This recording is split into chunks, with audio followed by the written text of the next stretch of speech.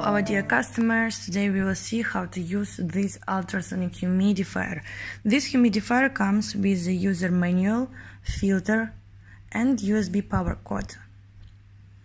First of all, we need to remove our lid and replace the filter. You need to put it inside of the water maybe for 1 or 2 minutes.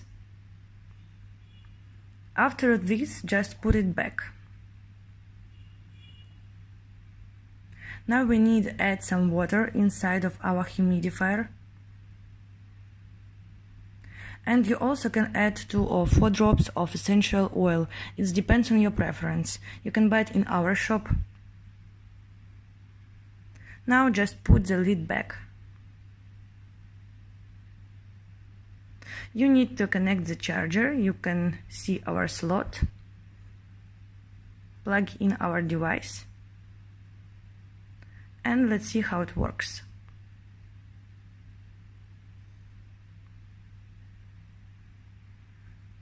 So if you press the button the first time, you can turn on backlight and our humidifier. The colors will change automatically. Our humidifier has 7 different colors.